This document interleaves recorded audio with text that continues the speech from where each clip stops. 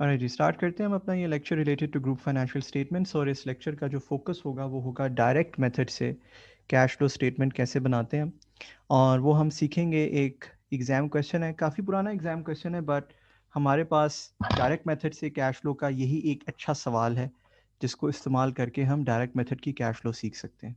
ठीक है, सो ये जदीद दौर के तकाज़ों के मुताबिक सवाल है। ठीक, आई वुड रिक्वेस्ट कि क्विकली एक दफ़ा आप भी इस सवाल को देख लीजिए, फिर हम मिलके भी इस सवाल को देख लेते हैं। ठीक है ना। सवाल क्या कहता है? सवाल कहता है APL is a listed company और उसकी शेयर होल्डिंग है किसमें? ब्रावो लिमिटेड में। ठीक है, तो उसकी एक सब्सिडरी है। Company is in the process of preparation of its consolidated financial statements. ठीक, ईयर एंड है 30 सितंबर 2011। कहता है following are the extracts from the information that has been gathered so far. क्या consolidated statement of comprehensive income बन चुकी है? Draft लिखी हुई है बट बन चुकी है। ठीक, sales, cost of sales, other income, operating expenses, financial expenses यानी कि interest expense, income tax, profit और फिर प्रॉफिट की attribution, parent, NCI. So the usual, जैसे एक नॉर्मल स्टेटमेंट्स होती हैं हमारी, राइट। उसके बाद statement of financial position. Statement of financial position में क्या क्या है? Share capital, retained earnings, NCI, loans हैं कुछ, डेफर्ड टैक्स है, ट्रेड एंड अदर पेबल्स हैं, एक्रूड फाइनेंशियल एक्सपेंसेस यानी कि interest payable. Accrued financial expenses से मुराद interest payable, provision for taxation, short term borrowings. ठीक, एसेट साइड पर property plant and equipment, goodwill, long term receivables, stocks, trade receivables, other receivables, cash and bank balances. ठीक है जी। उसके बाद कहता है following additional information is available.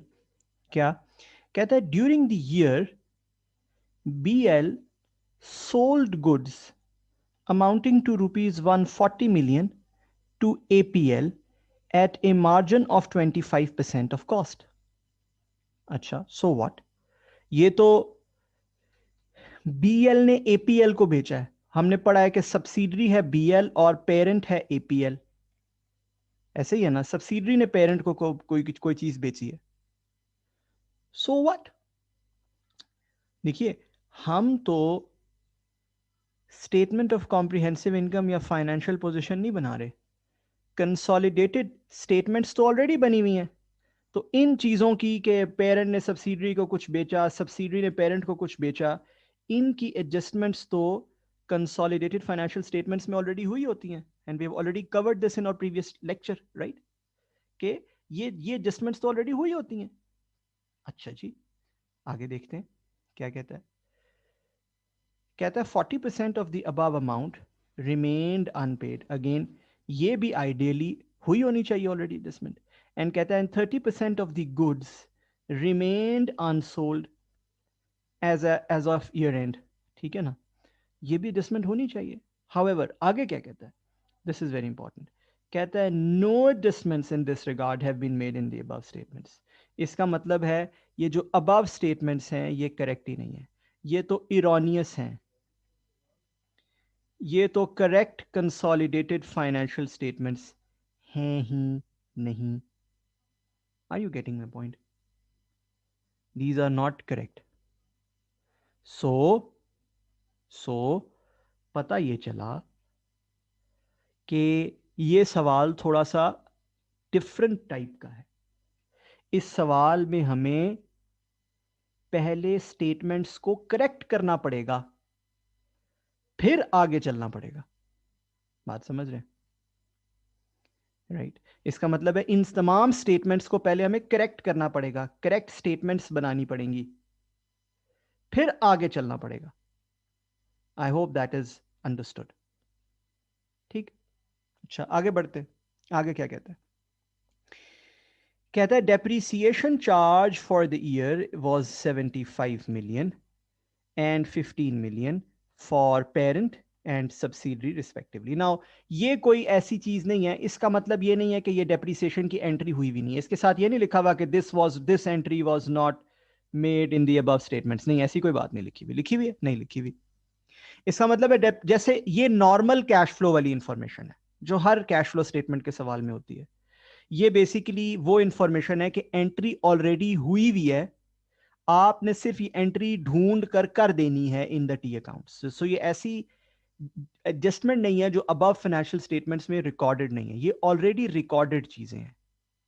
Right और हमारी कैश फ्लो स्टेटमेंट के सवाल का आम तरीका भी यही होता है कि उसमें जितनी एडिशनल इंफॉर्मेशन दी होती है वो कोई ऐसी चीज नहीं होती जो फाइनेंशियल स्टेटमेंट्स में रिकॉर्डेड नहीं है, वो तमाम चीजें रिकॉर्डेड होती हैं एक्चुअली। राइट ये असूल बड़ा क्लियर होना चाहिए हमें हमारे हमारे जहन में। ये वाहिद ये एडजस्टमेंट वन है जिसके साथ खास तौर पर यह बात लिखा हुआ है कि ये रिकॉर्डेड नहीं है, लिहाजा लिहाजा हमने इसको ट्रीट किया है एज एन एरर। अदरवाइज हम किसी भी एडजस्टमेंट को ऐसे ट्रीट नहीं करते हैं। ठीक, आगे क्या कहता है? कहता है during the year APL acquired PPE amounting to 250 million against a long term loan. Loan के अगेंस्ट हमने PPE लिया। ठीक है, तो अगेन ये भी क्या है? ये भी रिकॉर्डेड है ऑलरेडी, ये भी रिकॉर्डेड है। अच्छा अब इस एडजस्टमेंट के हवाले से एक छोटी सी बात हम कर लेते हैं। क्या? वो ये कि जी हमने प्रीवियस लेक्चर में ये डिस्कशन की थी कि ऑफसेटिंग ऑफ कैश फ्लोज क्या होती है। हमने ये कहा था कि फॉर एग्जांपल अगर कोई PPE है और ये आपकी कंपनी है और आप क्या करते हो, आप कोई लोन लेते हो से मिस्टर ए से और उस लोन को यूज करके PPE बाय कर लेते हो से मिस्टर बी से। तो हमने कहा था कि ये दो सेपरेट ट्रांजैक्शंस हैं, ये दो अलग अलग ट्रांजैक्शंस हैं। इस केस में लोन की इनफ्लो भी नजर आनी चाहिए जो कि ऑब्वियसली फाइनेंसिंग एक्टिविटीज में नजर आती है, which is a financing activity. Right और PPE की आउटफ्लो भी नजर आनी चाहिए which is a investing activity. ठीक है ना, PPE outflow is an investing activity. ठीक है ना, सो वो भी नजर आनी चाहिए। ठीक, तो हमने ये पढ़ा था कि जी यहां पर ऑफ सेटिंग नहीं हो रही, there is no offsetting. ये हमने लास्ट लेक्चर में और जो प्रीवियस क्वेश्चन हमने किया था उसमें ये हमने डिस्कस किया था। हाउएवर जो ये सिनेरियो ये डिफरेंट है। ये क्या है? ये है कि कंपनी ने PPE बाय किया मिस्टर ए से फॉर एग्जांपल, या मिस्टर एक्स से कह देते हैं, और वो बाय कैसे किया? उसको कैश नहीं दी, अगेंस्ट लोन बाय किया। बात समझ आ रही? जो लिखी ना लफ्ज, during the year APL acquired PPE of 250 million against loan. इसका मतलब क्या है? इसका मतलब ये कि उसको पैसे नहीं दिए। अगेंस्ट लोन से मुराद है कि PPE बुनियादी तौर पर डेफर्ड पेमेंट टर्म्स पर ले लिया। ठीक है, यहां पर कैश फ्लो नहीं दिखाई जाएगी, यहां पर ना लोन की इनफ्लो दिखाई जाएगी ना ही PPE की आउटफ्लो दिखाई जाएगी, दोनों चीजें नहीं दिखाई जाएंगी, दोनों चीजें नहीं दिखाई जाएंगी। वाई? बिकॉज यहां पर ऑफ सेटिंग होगी। ये एक्चुअली एक ही ट्रांजैक्शन है, एक ही बंदे से किया ना आपने, this is a single transaction, यहां पर ऑफ सेटिंग हो जाएगी कैश फ्लोज की। ठीक है, I hope this is clear. और प्रीवियस लेक्चर में मैंने आपको बताया भी था कि यार अगर ऑफ सेटिंग करनी हो तो कैसे करते हैं, what journal do we make. वो जर्नल हम इंशाल्लाह इस सवाल में कर लेंगे। जिसको कहते हैं पीपी टू लोन का जर्नल। बेसिकली ये पीपी कैसे एक्वायर किया होगा? पीपी टू लोन किया होगा हमने 250 से। क्या ख्याल है ना? वो जर्नल हम इनकॉर्पोरेट कर लेंगे इंशाल्लाह इस सवाल में। ठीक है जी, आगे बढ़ते हैं। अगला जो पॉइंट है, जो पॉइंट नंबर 4 है जी, वो बुनियादी तौर पर रिलेट करता है IFRS 9 से। अच्छा, वो पॉइंट क्या है? वो है, कहता है the amount of long term receivables represents present value of interest free loans to employees। कहता है the gross value of the loans is 27 million और प्रीवियस ईयर वो 33 मिलियन थी। अच्छा, ये भी कोई मुश्किल बात नहीं है। ठीक है, अगर थोड़ा सा IFRS 9 का बेसिक सेंस हमें हो तो ये कोई मुश्किल बात नहीं है। कैसे? हमें पता है कि इंटरेस्ट फ्री लोन की अकाउंटिंग क्या होती है। क्या? इंटरेस्ट फ्री लोन की अकाउंटिंग क्या होती है? इंटरेस्ट फ्री लोन को मार्केट रेट पे प्रेजेंट वैल्यू किया जाता है और उसी प्रेजेंट वैल्यू पे उसे एज एमोटाइज्ड कॉस्ट कैरी किया जाता है। राइट? तो वो कह रहा है जी, उन लोन्स की जो ग्रॉस वैल्यू है ओपनिंग पर वो है 33 और 27। 33 ओपनिंग, 27 क्लोजिंग। और जो उसकी प्रेजेंट वैल्यू है वो ऑब्वियसली नजर आ रही होगी in the financial statements. Present value क्या है? 29 और 24। राइट? 29 और 24 ये प्रेजेंट वैल्यू है। अब ग्रॉस वैल्यू क्यों कम हुई होगी? ये इसलिए कम हुई होगी कि इसके अगेंस्ट रिसीट्स आई होंगी। क्या ख्याल है? रिसीट्स आई होंगी ना, कैश इनफ्लो आई होगी। अब वो प्रेजेंट वैल्यू से भी माइनस होनी चाहिए। हाउएवर प्रेजेंट वैल्यू बैलेंस नहीं हो रही, प्रेजेंट वैल्यू 1 से बड़ी है। इसका मतलब है 1 से क्यों बड़ी होगी? बेसिकली इस पे क्या रिकॉर्ड हुआ होगा? क्या रिकॉर्ड हुआ होगा? Interest expense. 1 से बड़ी है ना। ये क्या है? Unwinding of discount. Interest free loans को हम क्या करते हैं? अनवाइंड करते हैं ओवर द पीरियड। सो बुनियादी तौर पर ये कॉन्सेप्ट है IFRS 9 का जो यहां पे टेस्ट हुआ है। तो उसने आपको बता दिया कि यार बेसिकली इसकी जो मूवमेंट है वो ये है। अगर आपको IFRS 9 आता है और उसमें आपने, जो मैंने आपको बड़ी डिटेल से पढ़ाया था, ये इंटरेस्ट फ्री लोन्स की अकाउंटिंग वो आती है तो इट्स क्वाइट स्ट्रेट फॉरवर्ड। और अगर नहीं आती तो you can pause here and you can go to that lecture and first review that lecture and then come back. ठीक? सो बेसिकली ये मूवमेंट है जो इस साल इस रिसीवेबल की रिकॉर्ड हुई है। 29 से शुरू हुआ, 6 की रिसीट्स आई, 1 का इंटरेस्ट एक्सपेंस आया, 24 इज योर क्लोजिंग बैलेंस। ठीक है जी, ठीक। और हम सबको पता है कि इंटरेस्ट फ्री लोन को चूंकि प्रेजेंट वैल्यू किया जाता है मार्केट रेट पर, तो फिर उसका इफेक्टिव इंटरेस्ट रेट भी कौन सा होता है? Market rate. और हर साल उस पर मार्केट रेट पर इंटरेस्ट एक्सपेंस रिकॉर्ड किया जाता है। हालांकि उस पर कोई इंटरेस्ट एक्सपेंस रियल में होता नहीं है, बट उस पर इंटरेस्ट एक्सपेंस रिकॉर्ड किया जाता है। वाई? बिकॉज उसको प्रेजेंट वैल्यू किया हुआ है। ये अनवाइंडिंग है उसकी, उसी प्रेजेंट वैल्यूएशन की अनवाइंडिंग है। ठीक। अगेन ये बड़ी डिटेल में ये कॉन्सेप्ट मैंने IFRS 9 में बताया है। ये वहीं आप दोबारा जाके उस लेक्चर में देख सकते हैं। ठीक, आगे बढ़ते हैं। आगे क्या कहता है सवाल? कहता है ऑपरेटिंग एक्सपेंसेस में कुछ बैड डेट एक्सपेंस शामिल है अमाउंटिंग टू 44 मिलियन। अब जब मैं सवाल पर आऊंगा ना, फिर मैं आपको बताऊंगा भाई इसका असल में मतलब क्या है। ठीक। और इसी तरह कहता है ट्रेड डेटर्स जो हैं वो 30 मिलियन के ट्रेड डेट्स जो हैं वो राइट ऑफ हो गए थे। ठीक। एक चीज जो आपको याद होनी चाहिए, क्योंकि अगेन IFRS 9 आपने पढ़ा हुआ है, वो ये कि अलाउंस फॉर ECL की क्या एंट्री होती है और बाद में राइट ऑफ की क्या एंट्री होती है।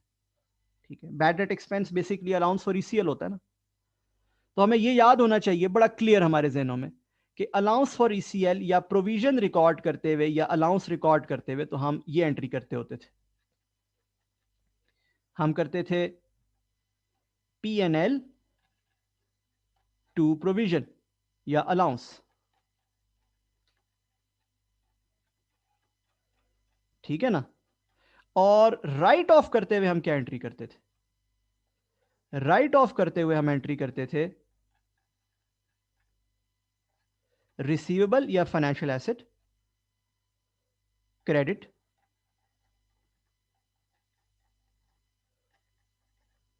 और अलाउंस या प्रोविजन, जो भी नाम आप उसको दो, डेबिट। अब यहां से मैंने आपको पहले भी खैर अर्ज की हुई है बात, यहां से हमें यह समझ आती है कि राइट ऑफ जो है वो एक्चुअली बैलेंस शीट परस्पेक्टिव से, राइट ऑफ जो है वो बैलेंस शीट परस्पेक्टिव से कोई इवेंट नहीं है। कैसे भला? ऐसे कि फर्ज कीजिए आपका एक रिसीवेबल है जो आपने पूरे का पूरा प्रोवाइड फॉर कर दिया 100, बाद में अगर आप उसको राइट ऑफ कर लेते हैं तो बैलेंस शीट में तो जैसे ही आप उसको प्रोवाइड फॉर करते हैं बैलेंस शीट में वो जीरो हो गया होगा रिसीवेबल। क्या ख्याल है, ऐसा है या नहीं? जैसे ही आपने उसको प्रोवाइड फॉर किया बैलेंस शीट में तो वो जीरो हो गया। चलो आप पूछेंगे क्यों जीरो हो गया? इसलिए कि हम बैलेंस शीट में तो अलाउंस या प्रोविजन को रिसीवेबल से नेट करके दिखाते हैं। क्या ख्याल है, सच है या नहीं? है ना। तो राइट ऑफ जो होता है वो एक्चुअली एक already zero balance, zero book value वाली चीज का जर्नल होता है, इसलिए वो स्टेटमेंट ऑफ फाइनेंशियल पोजीशन को ऐसा इफेक्ट नहीं करता। ठीक है ना। तो मैंने आपको पहले भी अर्ज किया था, पहले भी समझाया था कि यार राइट ऑफ की जो एंट्रीज होती हैं फुली प्रोवाइडेड फॉर चीजों की जो राइट ऑफ होता है वो स्टेटमेंट ऑफ फाइनेंशियल पोजीशन को अफेक्ट नहीं करता, does not affect S F P slash S C I, ना स्टेटमेंट ऑफ फाइनेंशियल पोजीशन ना कॉम्प्रिहेंसिव इनकम, फाइनेंशियल स्टेटमेंट्स को ऐसा कोई इफेक्ट नहीं करता। ठीक, अच्छा आगे चलते हैं। आगे क्या कहता है? कहता है जी कुछ डिविडेंड भी है। अच्छा डिविडेंड क्या है? कहता है trade and other payables include APL's unclaimed dividend. कुछ डिविडेंड पेबल है, अनक्लेम्ड डिविडेंड से मुराद डिविडेंड पेबल, यानी कि शेयर होल्डर्स ने अभी तक वो डिविडेंड लिया ही नहीं हमसे। अनक्लेम्ड डिविडेंड या dividend payable amounting to 8 million और प्रीवियस ईयर जो है वो 10 मिलियन था, ये ट्रेड एंड अदर पेबल में शामिल है। अच्छा देखते हैं किधर गए जी ट्रेड एंड अदर पेबल। ये इसका मतलब पिछले साल इसमें 10 शामिल था और इस साल इसमें 8 शामिल है। क्या ख्याल है? यही कहा ना उसने, डिविडेंड पेबल। इसका मतलब अगर ट्रेड एंड अदर पेबल में से डिविडेंड पेबल को निकाल दिया जाए तो ट्रेड एंड अदर पेबल कितने बचेंगे?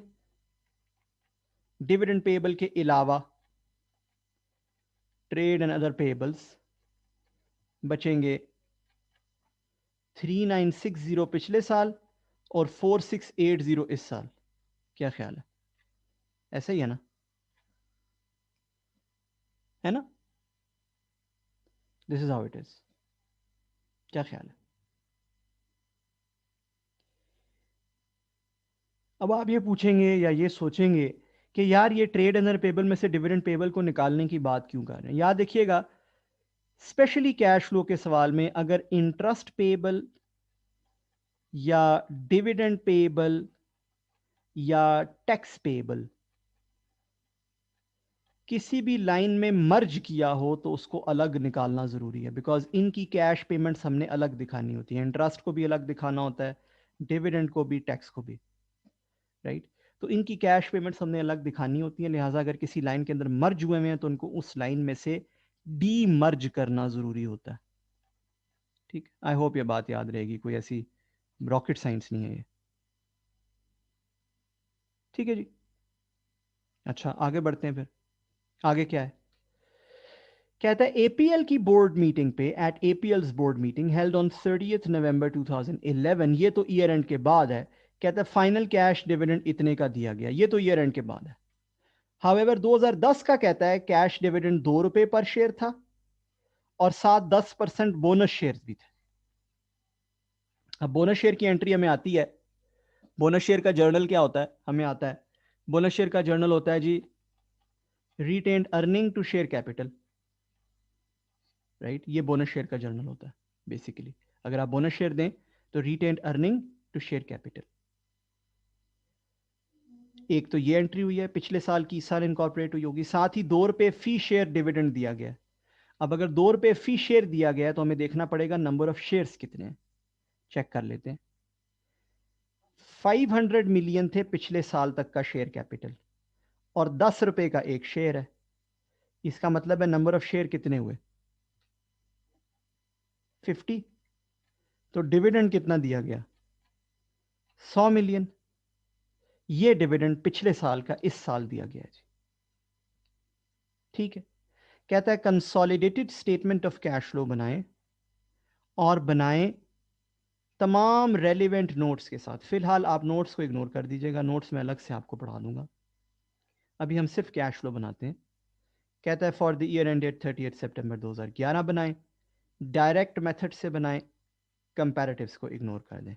और ये तकरीबन 1/4 ऑफ योर पेपर है, 23 मार्क्स का है, as is common with consolidation questions. ठीक है जी। इस सवाल को एक दफ़ा ज़रा क्विकली दोबारा रीड कीजिए, अपने जहनों में ज़रा समराइज़ कीजिए आप सब लोग ये सवाल प्लीज़। चलिए, आई होप एंड एक्सपेक्ट आप सब ने इस सवाल को तसल्ली से अच्छे तरीके से देख लिया। इस सवाल के सोल्यूशन की जाने बढ़ते हैं जी। जैसे कि मैंने आपको लास्ट लेक्चर में भी कराया है, सिखाया है। सवाल का सोल्यूशन हम यूं करेंगे कि हम स्टेटमेंट ऑफ कैश फ्लो 2 सफ़े पर बनाएंगे जी। आप यहाँ पहले सफ़े पे लिख लें कंपनी का नाम, consolidated statement of cash flow for the year ended. ठीक है ना जी। सो पेज नंबर 1 हमारा ये हो जाएगा, और पेज नंबर 2 हमारा ये हो जाएगा। इन दोनों पे स्टेटमेंट ऑफ कैश फ्लो आ रही होगी। ठीक है जी। सबसे पहले हमारे पास ऑपरेटिंग एक्टिविटीज ऐसे ही है।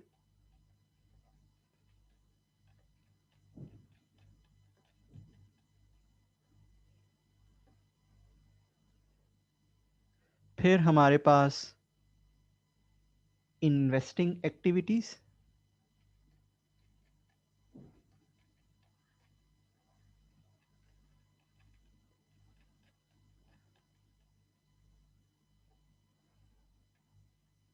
और फिर हमारे पास फाइनेंसिंग एक्टिविटीज आ जाएंगी जी।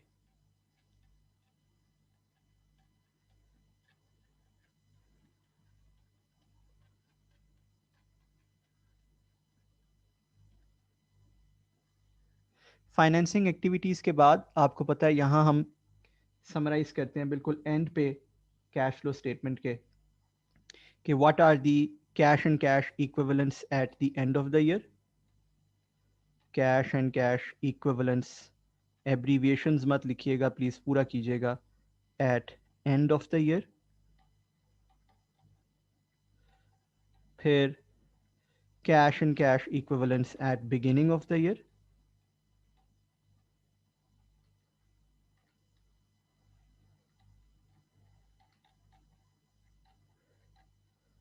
और net change in cash and cash equivalents, increase या decrease in cash and cash equivalents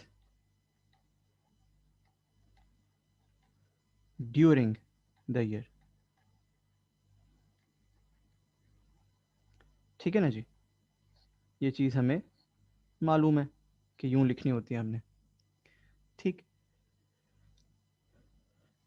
फिर मैं यहां पर एक वर्किंग 1 बनाऊंगा जो कि है एडजस्टमेंट्स टू फाइनेंशियल स्टेटमेंट्स की। अच्छा, अब आपने लास्ट क्वेश्चन भी मेरे साथ किया है, उसमें ऐसी कोई वर्किंग आपने नहीं देखी, राइट? क्यों? क्योंकि उस सवाल में फाइनेंशियल्स में किसी एडजस्टमेंट की जरूरत ही नहीं थी, हर चीज फाइनेंशियल्स में रिकॉर्डेड थी। यहां पर हमें एक वर्किंग करने की जरूरत है जिसमें फाइनेंशियल स्टेटमेंट्स में एडजस्टमेंट्स करनी पड़ेंगी। Will see what that is. ठीक। फिर मैं उसके बाद टी अकाउंट्स बनाना शुरू कर दूंगा जी, और मैं अपनी बैलेंस शीट पर जितनी भी ऐसी लाइंस हैं जिसके अंदर मूवमेंट्स हैं उन तमाम के इंशाल्लाह टी अकाउंट्स बनाऊंगा। ठीक। सो मैं स्टार्ट करूंगा सबसे पहले प्रॉपर्टी प्लांट एंड इक्विपमेंट से, ठीक है, और सो ऑन मैं आखिर तक सब आइटम्स के आपके सामने टी अकाउंट्स बनाऊंगा, ठीक है, देखेंगे हम एंड तक तमाम के मैं टी अकाउंट्स बनाऊंगा, ठीक। वहां जाने से पहले, सबसे पहले, इवन कुछ लिखने से भी पहले, मुझे इस वर्किंग वन को एड्रेस करना है। वाई? अब आप सोचेंगे यार ये चेंज इन सीक्वेंस क्यों? क्योंकि पिछले सवाल में तो उसके बाद सीधा सवाल पढ़ा और फिर टी अकाउंट्स में लिखना शुरू कर दिया था डेटा। अब ये चेंज इन सीक्वेंस क्यों? वजह यह है कि जो सवाल का डेटा दिया हुआ है वो ठीक ही नहीं है। मैं अगर वो बैलेंस शीट और पीएनएल का वो डेटा लिख दूं तो वो तो गलत हो जाएगा, वो तो डेटा सही ही नहीं है। तो सबसे पहले तो उस डेटा को सही करना है, ठीक है ना। अब क्या क्या एडजस्टमेंट्स हैं जो करनी है? सिर्फ एडजस्टमेंट नंबर 1 है, सिर्फ एडजस्टमेंट नंबर 1 है, जो बुलेट नंबर 1 है उसकी रिलेटेड एडजस्टमेंट्स हमने करनी है। क्या कहता है? कहता है उसने सेल्स की 140 मिलियन की टू एपीएल। अब इसका मतलब क्या है? इसका मतलब है जो सेल्स दी हुई हैं स्टेटमेंट ऑफ कॉम्प्रिहेंसिव इनकम में वो ठीक नहीं है। वो सेल्स दी हुई है 65,000 की, और जो कॉस्ट ऑफ सेल दी हुई है वो भी ठीक नहीं है। कॉस्ट ऑफ सेल दी हुई है 59,110 की। हमें पता है ये सेल और ये कॉस्ट ऑफ सेल दोनों माइनस हो जाती है। ले जी, हमने कर दिया। ओके, आगे बढ़ते। कहता है ये जो है वो 25% कॉस्ट के ऊपर चार्ज करके बेचा गया। कहता है इसमें से 40% अनपेड रह गया। इसका क्या मतलब हुआ? इसका मतलब हुआ कि जो ट्रेड एंड अदर पेबल्स और जो ट्रेड रिसीवेबल्स हैं वो दोनों नंबर्स ठीक नहीं है। क्या ख्याल है? तो अगर मैं स्टेटमेंट ऑफ फाइनेंशियल पोजीशन पे आऊं, स्टेटमेंट ऑफ फाइनेंशियल पोजीशन में इक्विटी एंड लाइबिलिटी साइड पर ट्रेड पेबल्स है। अच्छा, वो ट्रेड पेबल्स कितना है? वो है 4688, ऐसा ही है। और दूसरी साइड पर ट्रेड रिसीवेबल्स है ना जी, ट्रेड डेट्स के नाम से। दूसरी साइड पर ट्रेड डेट्स के नाम से है या नहीं? ट्रेड रिसीवेबल्स 7534, ये दोनों भी 56 से कम करने की जरूरत है। दोनों साइड्स पे 56 की एडजस्टमेंट डालने की जरूरत है। अच्छा, क्यों ये जरूरत है?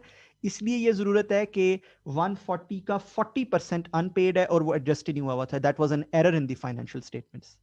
तो which essentially means that the receivables payables in the financial statements are erroneous, so we have to adjust them. I hope you're getting my point. All right, आगे बढ़ते हैं। फिर कहता है 30% of the goods remained unsold. अब जरा 30% की भी वैल्यू देख लेते हैं क्या बनती है, जो अनरियलाइज्ड प्रॉफिट की एडजस्टमेंट होती है।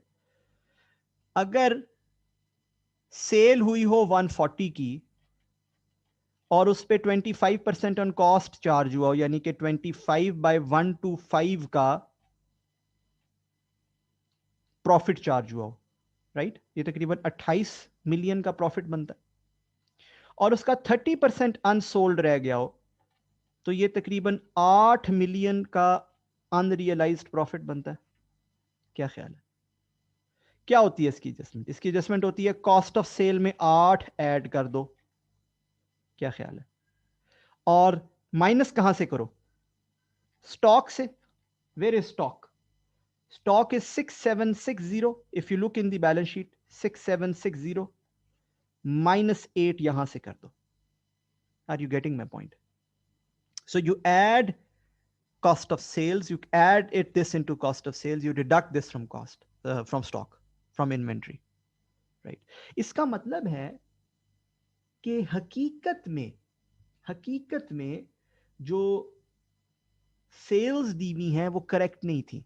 असल में सेल्स बनती हैं कितनी? यहां बना लेते हैं, बनती हैं 65,000 -140, 64860। इसी तरह जो कॉस्ट ऑफ सेल्स दी हुई है वो करेक्ट ही नहीं थी, दी हुई थी 59,110, हालांकि होनी क्या चाहिए थी, लिखी क्या होनी चाहिए थी, लिखी होनी चाहिए थी 58,978। अच्छा, इसी तरह प्रॉफिट फॉर द ईयर भी करेक्ट नहीं है। कैसे जी? ऐसे कि प्रॉफिट लिखा हुआ है 2800, हालांकि प्रॉफिट होना चाहिए 2800 माइनस 8, 2792। क्या ख्याल है, मैं सही कह रहा हूं या झूठ कह रहा हूं? देखो, ये जो 140 और ये 140 है, इसने कोई फर्क नहीं डाला प्रॉफिट पे। सेल से भी उड़ गया, कॉस्ट ऑफ सेल से भी उड़ गया, फाइन, कोई फर्क नहीं पड़ा इससे। It is just a presentation thing. But ये जो 8 है ना, इसने एक्चुअली प्रॉफिट पे फर्क डाला। It has increased your expenses by 8, which means it has decreased your profits by 8, 2792। है ना मजे की बात? फिर एक और बात भी देखिए जरा, जो प्रॉफिट एट्रीब्यूटेबल टू पेरेंट लिखा हुआ है, एट्रीब्यूटेबल टू पेरेंट, वो लिखा हुआ है 2500, और जो प्रॉफिट एट्रीब्यूटेबल टू एनसीआई लिखा हुआ है, वो लिखा हुआ है 300। अब वो भी ठीक नहीं है ना मजे की बात? I hope you are enjoying it. Why? Because profit is no longer 2800, it is 2792।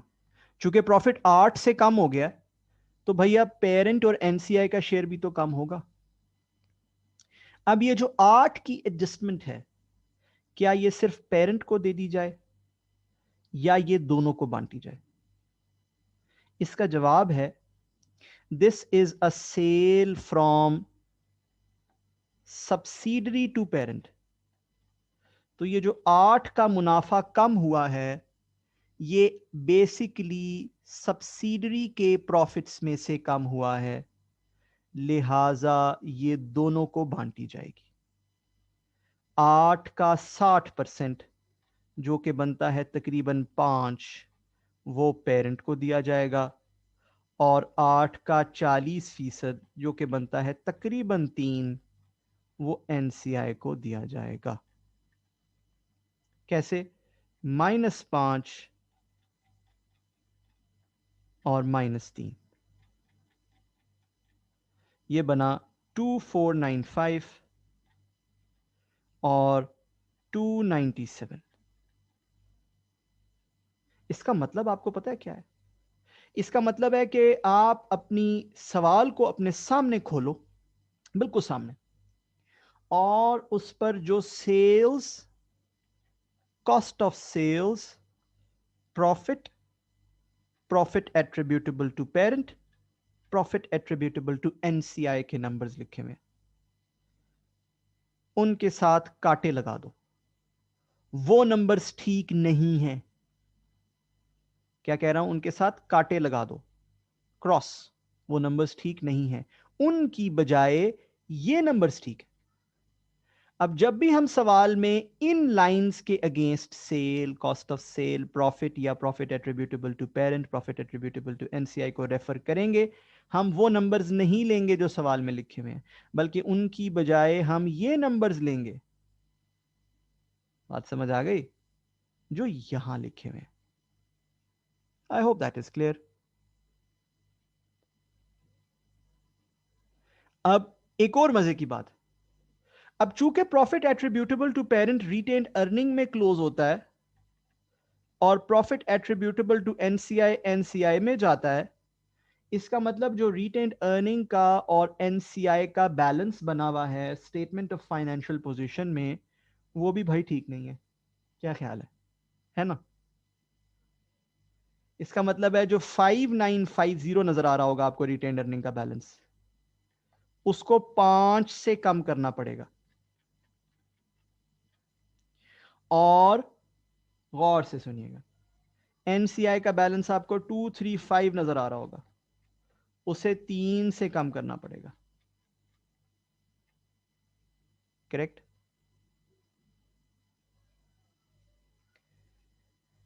एक बड़ी ही इंपॉर्टेंट बात करने लगा हूं, इस बात को जहन में रजिस्टर कर लीजिएगा।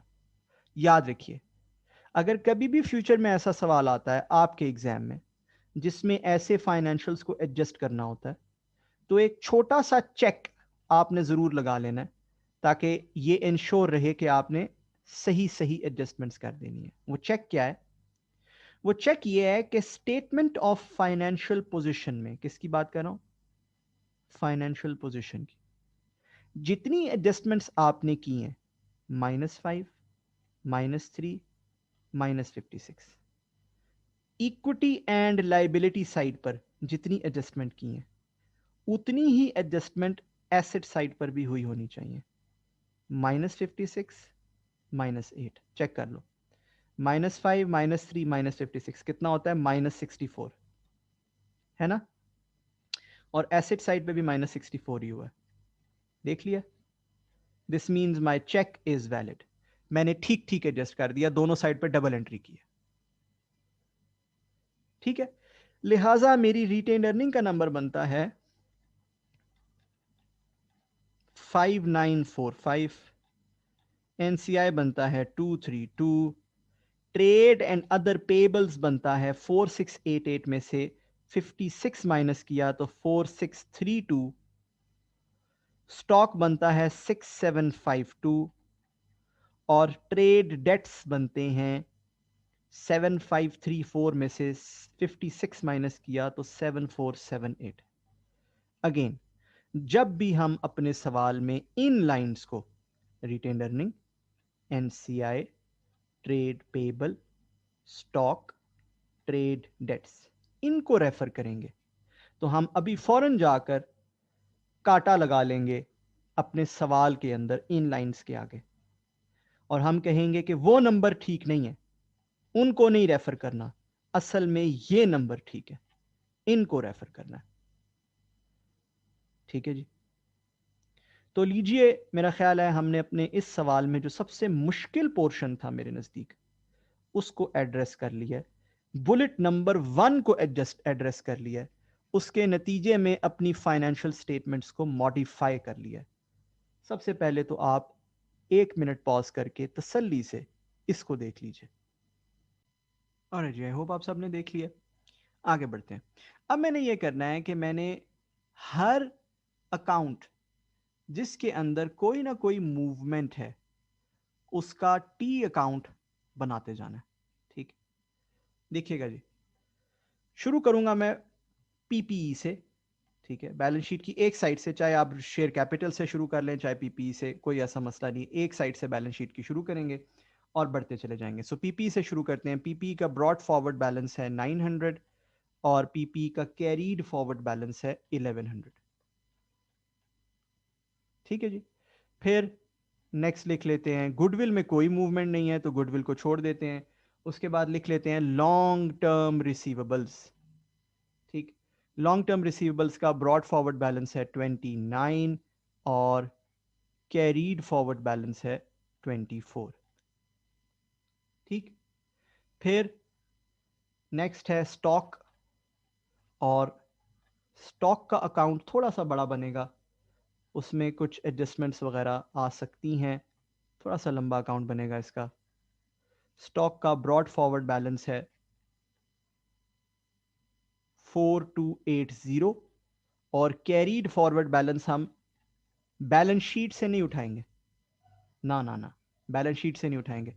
हमें पता है हमने यहां से उठाना है, यहां से टिक भी करते जाते हैं साथ साथ। स्टॉक 6752, बैलेंस शीट से नहीं उठाना स्टॉक। ठीक है, स्टॉक के बाद ट्रेड रिसीवेबल्स। अच्छा, अब एक बड़ी इंपॉर्टेंट मैं आपको बात बताने लगा हूं, जो आपके जहनों में स्टॉक जब मैंने लिखा तभी आई होगी। वो ये कि आपने पिछले सवाल में ये देखा था कि स्टॉक का जो टी अकाउंट था, वो तो हमने, या स्टॉक की जो वर्किंग थी, वो तो हमने बैलेंस शीट के स्टेटमेंट ऑफ कैश फ्लो के अंदर ही बनाई थी, राइट। यहां पे मैंने उसके अंदर नहीं बनाई, उसके अंदर नहीं बनाई। क्यों उसके अंदर नहीं बनाई जी? इसलिए कि ये डायरेक्ट मेथड है। डायरेक्ट मेथड में working capital changes statement of cash flow के अंदर नहीं दिखाई जाती। अब जब स्टेटमेंट के ऑफ कैश फ्लो के अंदर उसका टी अकाउंट नहीं बन रहा, तो जाहिर है फिर स्टेटमेंट ऑफ कैश फ्लो के बाहर ही बनेगा। बात समझ आई? तो मैं बच्चों को अक्सर ये बात कहता हूं, तो और ये बड़ी सादी बात है।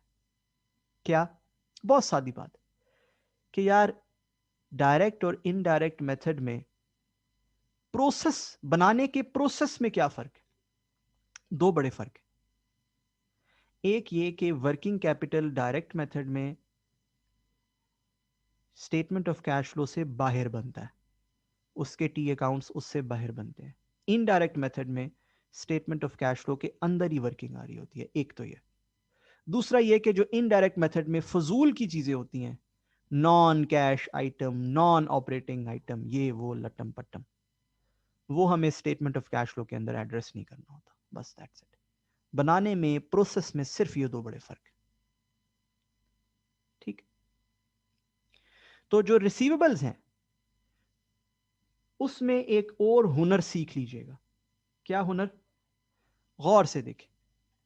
मेरे जितने भी रिसीवेबल्स हैं उनको मैं इकट्ठा कर रहा हूं। जितने भी मेरे ट्रेड रिसीवेबल्स हैं उनको मैं इकट्ठा कर रहा हूं। चेक कीजिएगा। हो सकता है एग्जाम में 3-4 लाइनें दी हों, trade receivable, other receivable, etcetera etcetera. अगर ऐसी लाइनें हों उनको इकट्ठा कर लीजिए। ठीक। याद रखिए, मैंने लोन रिसीवेबल को इकट्ठा नहीं किया, लोन को अलग रखा है। बट जो ऑपरेशन से रिलेटेड रिसीवेबल्स हैं, ठीक है, जो ऑपरेशंस रिलेटेड रिसीवेबल्स हैं वो सारे मैंने यहां इकट्ठे कर दिए। ऑपरेशंस से जो रिलेटेड, ऑपरेटिंग एक्टिविटीज से जो रिलेटेड रिसीवेबल्स। कैसे? देखिएगा, मेरे पास 5421 का एक रिसीवेबल है और 725 का एक रिसीवेबल है या नहीं? दोनों को इकट्ठा करके लिख दिया। दो ब्रॉड फॉरवर्ड बैलेंस लिख दिए। भाई मेरा क्या जाता है? कुछ भी नहीं। पिछले सवाल में भी मैंने ऐसा किया था। ठीक है ना, दो ब्रॉड फॉरवर्ड बैलेंस लिखे जा सकते हैं, दैट इज फाइन। अच्छा, कैरीड फॉरवर्ड भी दो बैलेंस लिखे जाएंगे। चेक कर लीजिए, एक 900 और दूसरा बैलेंस शीट से नहीं लिखना, वहां तो मैंने आपको उसको काटा लगवाया हुआ है, क्रॉस लगवाया हुआ है, यहां से लिखना है, यहां से। क्या? 7478 लीजिए जी। एक्सेलेंट। आगे चलते हैं। लें जी, रिसीवेबल्स भी हो गए मेरे पास।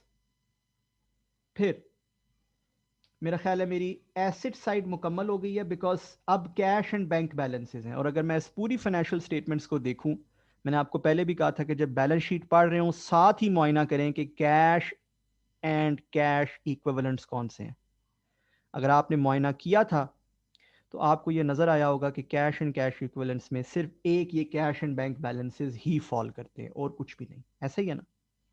तो आइए इनको भी लिख लेते हैं। और आपको पता है इनको कहाँ लिखते होते हैं? Cash and cash equivalents at the beginning of the year was 2980 and cash and cash equivalents at the end of the year was 2645. इसका मतलब है there has been a net decrease in cash and cash equivalents during the year, right? और वो decrease कितने का बनता है? Decrease कितने का बनता है जी? 2980 से अगर मैं 2645 तक पहुंचा हूं तो ये डिक्रीज मेरे पास बनता है जी 335 का। करेक्ट? तो मैंने ये एक्चुअली ये बैलेंस लाना है। अगर मेरी कैश फ्लो का जवाब 335 आ गया ना, तो मेरा कैश फ्लो ठीक बना हुआ है ना? ऑलराइट, ठीक है, चेक कर लेंगे इंशाल्लाह। अब मैं दूसरी साइड पे आ जाता हूं, share capital and retain earning वाली साइड पर। ठीक, वहां पर देखते हैं। सो शेयर कैपिटल की सबसे पहले वर्किंग बनेगी, क्योंकि शेयर कैपिटल में भी मूवमेंट है, नजर आ रही है मूवमेंट। बना लेते हैं share capital. Working 6, share capital, और चूंकि अब ये दूसरी साइड शुरू हो गई है तो यहां ब्रॉड फॉरवर्ड आएगा। ब्रॉड फॉरवर्ड आ गया जी कितना, 500, और कैरीड फॉरवर्ड आ गया क्या,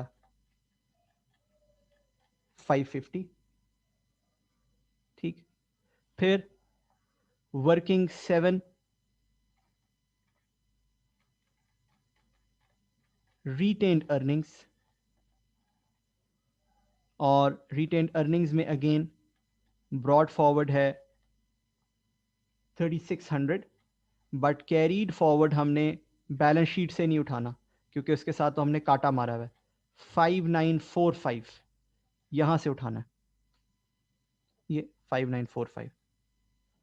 ठीक है जी, फाइन, रिटेन्ड अर्निंग्स की भी हमने वर्किंग बना ली। सो हम यहां पेज 4 पे पहुंच गए। आगे चलते हैं, पेज 5। अब वर्किंग 8, एनसीआई। एनसीआई का अगेन ब्रॉड फॉरवर्ड बैलेंस है 120, और कैरीड फॉरवर्ड हमने वहीं से उठाना है अपनी वर्किंग 1 से, 232। चेक करें, अगेन मैंने कहां से उठाया, यहां से 232। ठीक, एक्सेलेंट। एनसीआई के बाद लोन्स, ऐसे ही है, वर्किंग 9, लोन्स, और लोन्स का अगेन ब्रॉड फॉरवर्ड बैलेंस है 145, और कैरीड फॉरवर्ड बैलेंस है 440। करेक्ट। फिर वर्किंग 8, टैक्स, और टैक्स में यहां पर एक ही लाइन आ रही है, ऐसे ही है। अगर एक से ज्यादा लाइनें होती तो हम उसको इकट्ठा कर लेते। करेक्ट, टैक्स में एक ही लाइन आ रही है। ब्रॉड फॉरवर्ड बैलेंस है टैक्स का 35, और कैरीड फॉरवर्ड बैलेंस है टैक्स का 410, ऐसे ही है। डेफर्ड,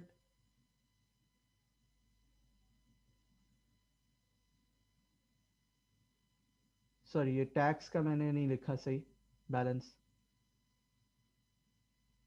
टैक्स का कैरीड फॉरवर्ड बैलेंस है 10 और 210, राइट, 10। ये मैं ठीक कर लेता हूं प्लीज।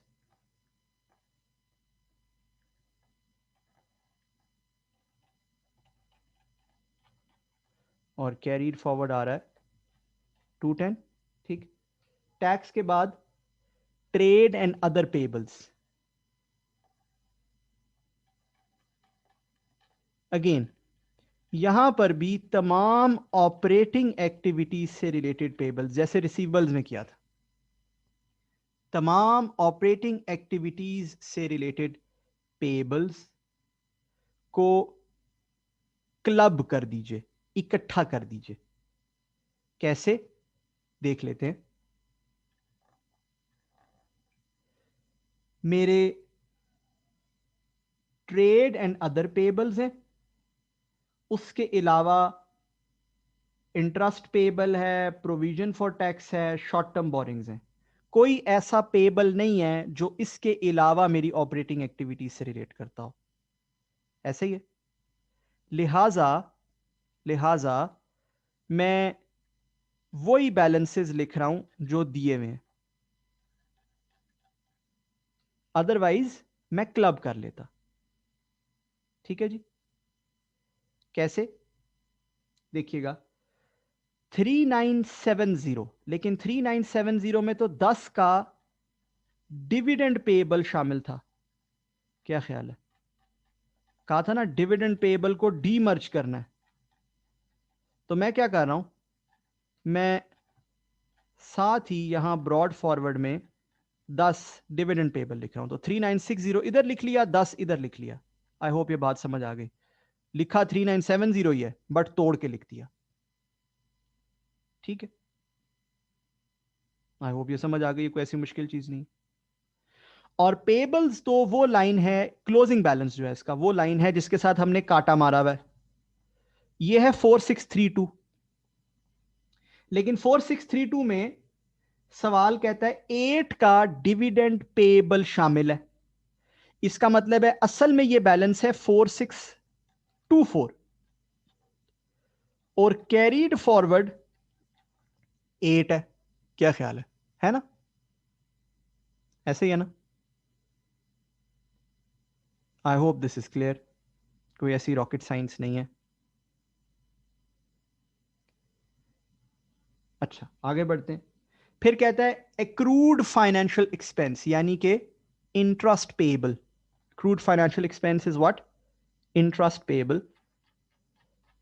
तो एक्रूड फाइनेंशियल एक्सपेंस या इंटरेस्ट पेएबल कह लो, जो भी कह लो आप इसे, बेटर है कि आप अंग्रेजी स्टैंड जो इसके सवाल वाली है वो इस्तेमाल करो। 30, 35। अच्छा जी, उसके बाद प्रोविजन फॉर टैक्स। लें जी, टैक्स की 2 लाइंस आ गई हैं। हमें पता है टैक्स की जितनी भी लाइंस हो उन्हें एक ही जगह इकट्ठा कर दिया जाता है। टैक्स, तमाम टैक्सेस इकट्ठे, इनकम टैक्सेस जितने भी हैं वो इकट्ठे हो जाएंगे। सेल टैक्स वगैरह नहीं इकट्ठा करना, इनकम टैक्सेस इकट्ठे करने हैं। सो यहां पे आ जाएगा 25 ब्रॉड फॉरवर्ड और 200 कैरीड फॉरवर्ड। करेक्ट? अच्छा जी, फिर आ रहे हैं शॉर्ट टर्म बोरिंग्स। अगेन ये लोन्स हैं। हमें पता है कि जितने लोन्स होते हैं हम इकट्ठे कर देते हैं, चाहे वो करंट पोर्शन हो या लॉन्ग टर्म पोर्शन हो। तो 5950 और कैरीड फॉरवर्ड क्या है?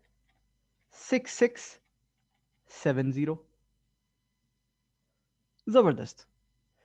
यानी कि सिर्फ 5 सफ़ों पे, जो मेरे पास 5 सफ़े हैं, आपके पास शायद 3 या 4 सफ़े बने होंगे, हमने पूरे का पूरा सवाल इकट्ठा कर लिया, तमाम टी अकाउंट्स बना लिए। Now all we have to do is, हमें पता है एक दफा टी अकाउंट्स बन जाए तो हमने ये देखना होता है कि यार टी अकाउंट्स में कैश के अलावा, अदर देन कैश, क्या एंट्रीज हुई हैं, सो दैट हमें यह पता चल जाए कि बैलेंसिंग कैश कितना निकलता है। ऐसे ही है ना?